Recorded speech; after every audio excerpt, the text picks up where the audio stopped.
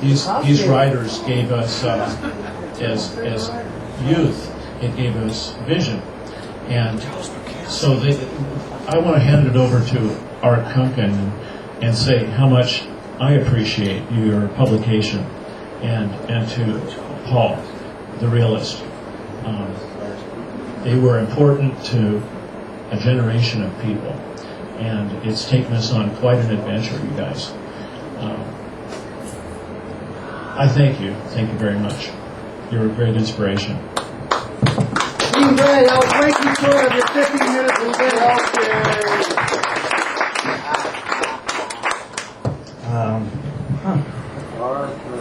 Well, it's tough being an inspiration. You get up in the morning, you look in the mirror and say, oh boy, that's inspiring.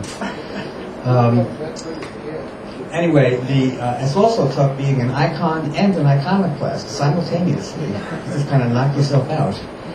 I'll just follow up on what Dean was saying about the factors that led to him starting the truth in italics. When I started the Realist in 1958, there was no humor magazine for grown-ups. There was Mad magazine for teenagers and preteens, and I was writing some freelance stuff for Mad, and they would start. I gave them one thing about it was called Guilt Without Sex, an adolescent manual, and they didn't want to publish that. And I asked the publisher, Bill Gaines, why, and he said, well, his mother would object. And I said, yeah, but she's not a typical subscriber. And he said, no, but she's a typical mother. And I said, and at that point they had reached 1.25 million circulation. And so I said to him, I guess you don't want to change horses in midstream.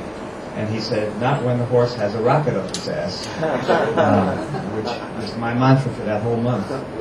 And so this was before Spy Magazine and National Lampoon or Doonesbury or Saturday Night Live, so I had to make it up as I went along. One of the things I did was to never label something as satire or journalism, so as not to take away the pleasure of the reader from discerning for themselves whether something was true or a satirical extension of the truth. And the first subscriber was Steve Allen, who subscribed for a whole bunch of other subscribers as gifts, and one of them was Lenny Bruce. He sent it out to a bunch of others. So without any budget, it kind of grew in this Malthusian fashion. I didn't know what to expect, because I felt like I was the only Martian on the block, and it turned out that there were a lot of Martians on their own blocks. And so when I did one of my first stand-up performances, it was at Town Hall in New York City, and just notified people through the Realist, so it was virtually all Realist readers there. And I've never seen an audience looking each other over like that. It was, for them, it was like a Martian convention. But I just knew, if my purpose was to communicate without compromise, and try to see through all the bullshit that was being shoveled at us by the propaganda machines of the governments and the corporations. And so,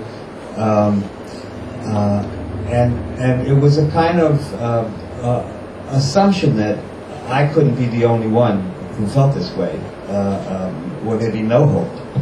And so, in a sense, and I think this is true of both of you, that when you spawned your publications, it was part of the motivation was a sense of hope. All right.